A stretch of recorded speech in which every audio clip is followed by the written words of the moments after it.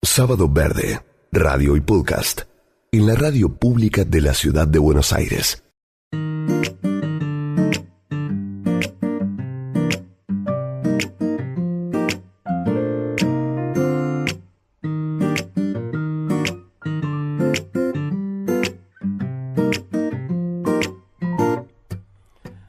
Bueno, hay una grave denuncia por los contratos que hace firmar a actores y guionistas Netflix.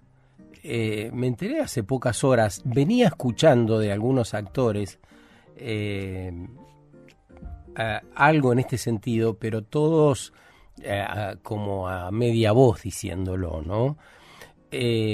Pero Liliana Masure, que fue directora del Instituto Nacional de Cine y Artes Visuales, el INCA, dijo el jueves en Argentores que les impiden hablar de política y del conflicto en Gaza. Dice que los contratos son como de unas 80 páginas llenas de cláusulas, muchas de esas de lo que no pueden hacer y lo que no pueden decir. Esto es difícil de comprender, básicamente porque son actores, son personajes de la cultura que naturalmente se expresan y forma parte también del rol que le asignamos como sociedad a nuestros referentes en ese ámbito.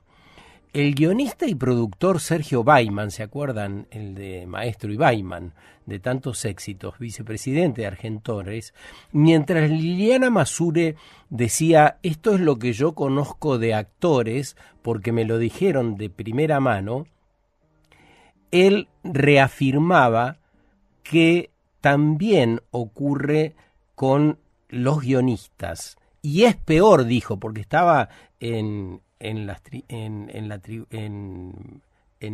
donde estaban hablando otras personas. Publiqué eso en redes y algunas personas decían que estaba bien que una empresa privada ponga sus condiciones y que de lo contrario el actor o la actriz que no esté de acuerdo se busque otro trabajo. Así andamos, tan desdichados entre nosotros. Desdichados digo cuando nos referimos al semejante, ¿no? Aunque no tenga trabajo, aunque se le impongan condiciones inaceptables para la dignidad y la libertad humana, obviando además que la producción de cine y novelas para la tele en Argentina es prácticamente inexistente desde hace varios años. Por lo tanto, además de Netflix, no hay tantos lugares donde se puede ir a pedir trabajo. No es que tenemos una variadísima gama donde podemos elegir y decir que no y plantarnos con nuestra ética, con nuestro sentir, con tanta naturalidad o con tanta liviandad como los comentarios que solemos hacernos en las redes sin ir a la profundidad. Yo creo que en estos días es muy importante lo que nos contamos y cómo nos contamos lo que nos contamos. Lo cierto es que impera una especie de media verdad. Cada cual cuenta la parte que de algún modo reafirma lo que está pensando. ¿Cómo salir, no, de esa media verdad para incluir mayor información, para tener el contexto, para tener aquello que inclusive no nos gusta o que puede hacer variar esa balanza de lo que pensamos y estamos tan seguros? Digo media verdad para referirme a las conversaciones que tenemos defendiendo lo que sea. Sé que no hay una sola verdad. Si amo los perros, diré todo lo maravilloso que resulta tenerlos como compañía. Y por ahí minimizo, o no quiero ni hablar de la responsabilidad que implica salir con un perro a la calle, o ir con un perro de compras, o sentarme a tomar un café con el perro al lado mientras hay otras personas tomando café, de vacunarlo, de no dejarlo solo, de los castigos que a veces reciben. Esta semana vimos cómo un hombre maltrataba en el palier de un edificio a un perro que habían dejado a su cuidado. Pero bueno, pongo lo del perro porque es algo cotidiano. Así es con todo. Creo que tenemos que hacer un gran esfuerzo para tener conversaciones más abarcativas y sensibles. Pero quiero volver a este encuentro donde escuché a Masure, un encuentro en defensa del cine nacional y la función de los medios públicos que se hizo en Argentores, la sociedad de autores encargada de gestionar y proteger los derechos de autor de los creadores de obras teatrales, cinematográficas, televisivas, de radio y digitales en Argentina. Vuelvo a esa sala repleta porque ya cuando terminaba eso de las 8:30 de la noche, sentada en la primera fila, pidió la palabra la autora y dirigente de Argentores, es integrante del Consejo Profesional de Cine, Yvonne Fournery. Habló con esa estela de dignidad y sentimientos que hacen creíble lo que decimos, y a mí me da la impresión que incluye un poco más que esa media verdad, ¿no? Nos acerca a la naturaleza de los hechos y a cómo en todo caso nos afecta, cómo repercute eso que está sucediendo, ¿no?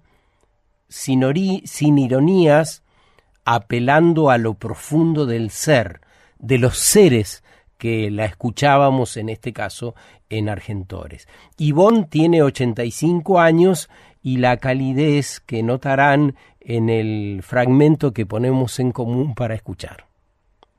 Una noche en una casa cualquiera hay una pantalla encendida. Alguien en algún lugar del país encuentra una película argentina. No encuentra solamente una película, se encuentra a sí mismo.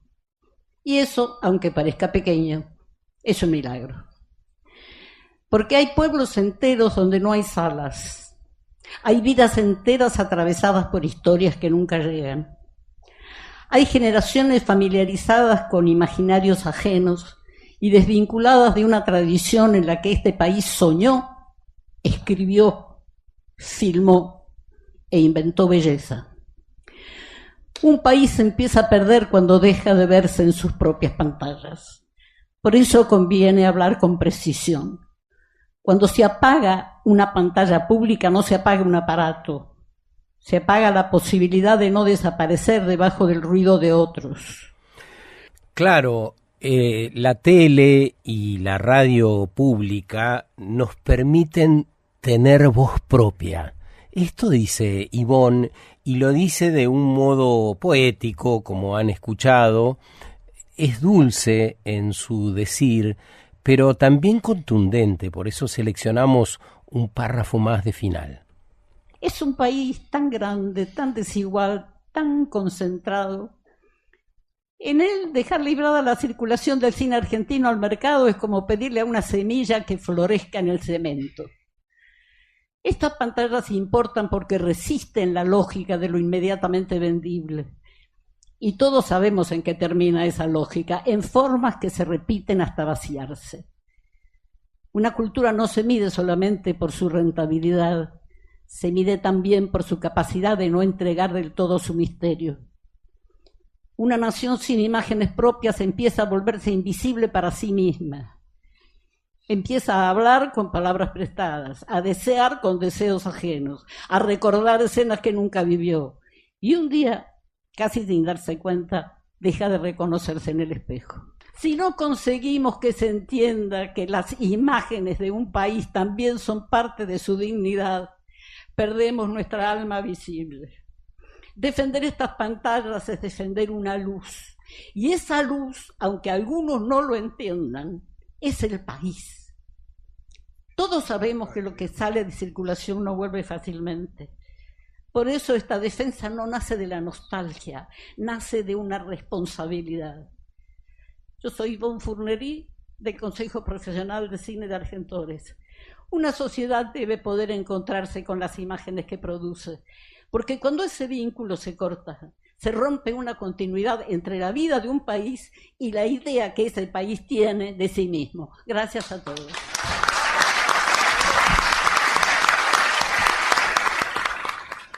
Para poder hablar y para poder desear con nuestras propias palabras, con nuestros propios deseos, para poder diseñar las márgenes de ese país que somos con las alternativas que nosotros conocemos y que podríamos contarnos, sin relatos ajenos, con un campo bien fértil para poder desarrollar nuestras creatividades, para poder ser inéditos en lo que nos contamos. Vale para el cine, vale para la radio, lo que ha dicho Ivonne, vale para la tele.